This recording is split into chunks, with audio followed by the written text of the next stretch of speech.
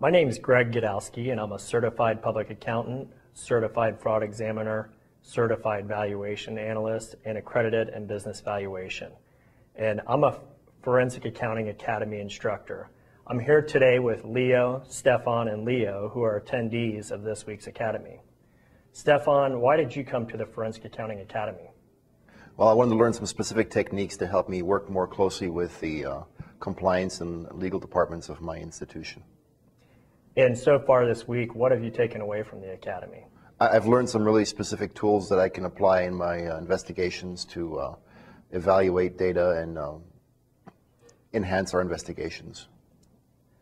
Leo, how about yourself? Why did you come to the Academy this week? Well, in my daily routine, I basically provide assistance to local law enforcement and prosecutors in the state that I work in, and I wanted to enhance my skills in providing those services, and attending this session absolutely has enhanced my skills, no question about it. What do you feel is the most important thing that you've learned this week? Actually, we've learned a little bit of everything with respect to evaluating people and just additional tools that we can use. And Leo, how about yourself? Why did you come to the Academy this week? Well, I came here as well to learn about interviewing techniques. Especially was a very important tool that I think that I'll be able to use. As an accountant, accountants normally don't communicate very well with people, and I think the skills that I gained here today in the interviewing will help me apply that knowledge in my job every day.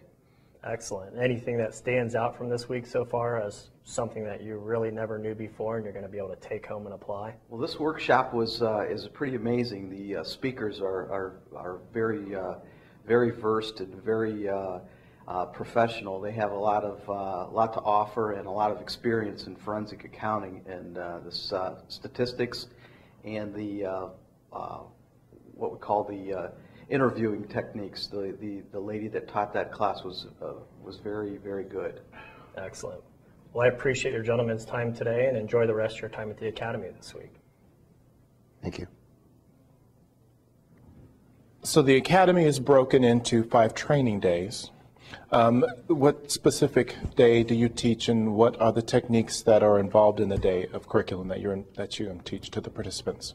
Typically, I teach one of 2 days or sometimes both days, and on one day we cover just a potpourri of forensic accounting techniques, including proof of cash, net worth method, financial statement manipulation techniques and tests for financial statement manipulation, financial statement ratio analysis.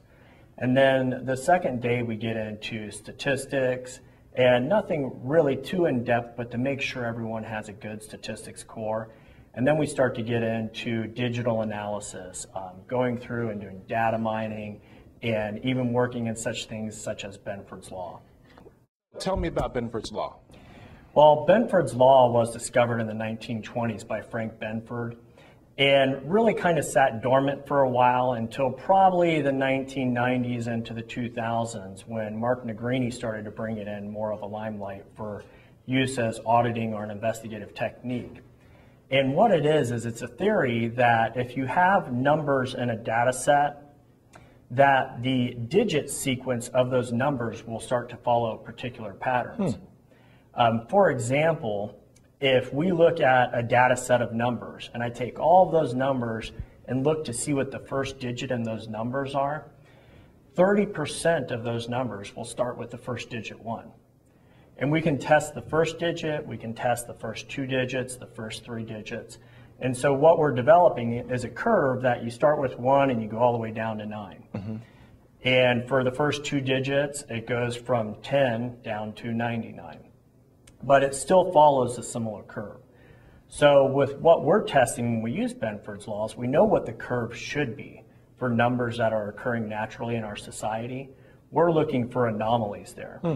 And based upon those anomalies, we can help develop a roadmap for our investigation. And those indicators can help determine where there are fraudulent activity or money being stolen, or how do you tie that to the analysis of your engagement? Sure. Well, of course, we still have to do some pick and shovel work, but at least this way we can say, okay, we have an anomaly here where it doesn't seem to follow Benford's law. We should go investigate that. Okay. So what we're doing is, say we have a data set that has 300,000 transactions. I don't want to go through and review canceled checks for 300,000 transactions.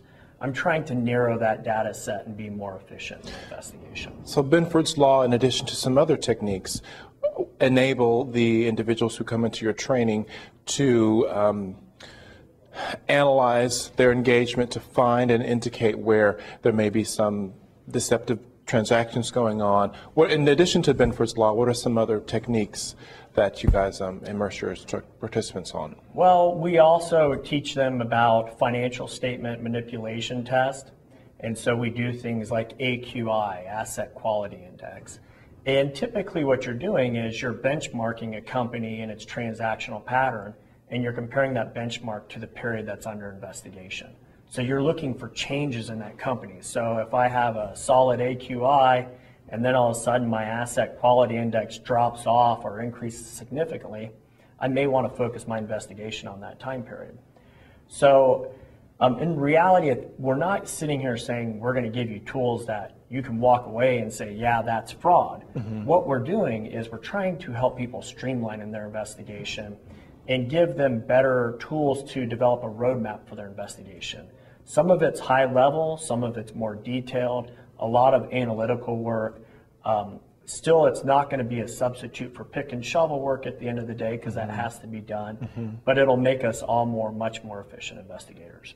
So is there a lot of this type of training involved, or rather not involved, but a lot of this training available for accountants, financial analyst types, investigator types, where they can learn these techniques without having to do it on their own? There's bits and pieces available through different sources, Brian, but not by any degree the collection of material that we put together here. And in fact, within our academy, if there's training that's out there, for example, the fraud triangle, we're not going to cover that in our academy. It's basic stuff that we expect our academy participants to already be familiar with. And if not, they can already receive that training somewhere else. So what we're trying to do is bring to the limelight other tools and techniques that we have not seen covered elsewhere in other training through other associations.